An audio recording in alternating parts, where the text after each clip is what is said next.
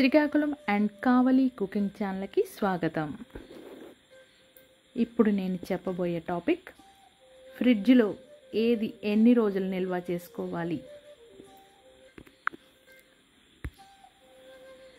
ఎదురుగా ఫ్రిడ్జ్ ఉంది కదా అని కిచెన్లో మిగిలిపోయిన పదార్థాలన్నిటినీ అందులో తోసేయడం మనకు అలవాటే కదా.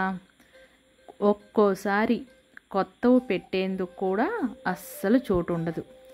కానీ ఏది ఎన్ని రోజులు నిల్వ ఉంచొచ్చు, పాడవకపోతే ఎప్పుడైనా తినొచ్చా, ఇలాంటి సందేహాలకు నిపుణులు ఇలా సమాధానం చెబుతున్నారు. ఏం వంట చేసినా ఉడికించినా అది చల్లారగానే ఫ్రిడ్జ్లో పెట్టేయాలి.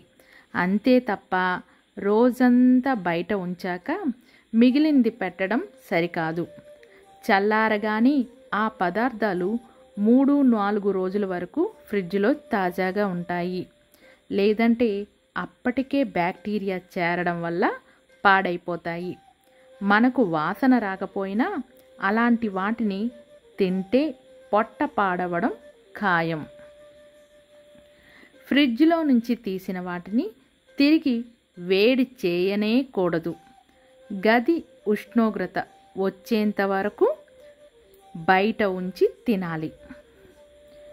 ఖచ్చితంగా వేడి కావాలి అనుకుంటే ఆవిరి మీదే చేయాలి తప్ప నేరుగా పొయ్యి మీద పెట్టకూడదు.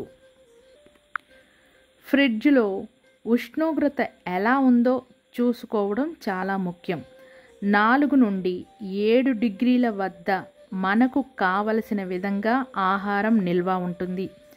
అంతకంటే ఎక్కువ లేదా తక్కువ టెంపరేచర్ అవసరం లేదు. ఏ పదార్థాన్ని అయినా ఖచ్చితంగా మూత పెట్టే లోపల ఉంచాలి. ఎయిర్ టైట్ కంటైనర్ అయితే మరీ మంచిది. ఎగ్స్ అందరూ ఫ్రిడ్జ్లో ఉంచుతారు, కానీ అవి బయట ఉండడమే మేలు అని పరిశోధనలు చెబుతున్నాయి. తాజా గుడ్లను బయట ఉంచి వారంలోపు వాడుకోవాలి.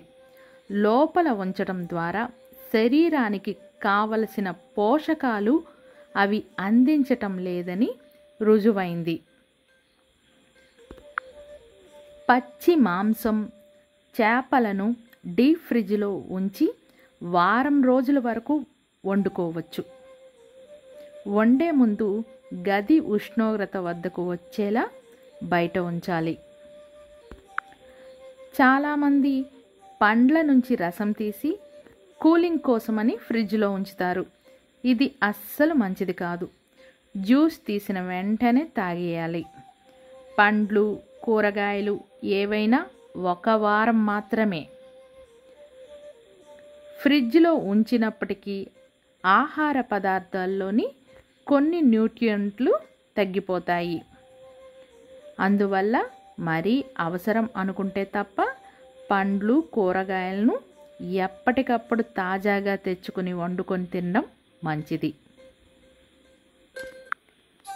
విన్నారు కదా.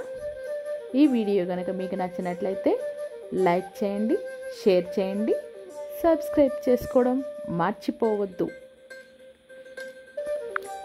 ఇంకో వీడియోతో మళ్ళీ కలుద్దాం.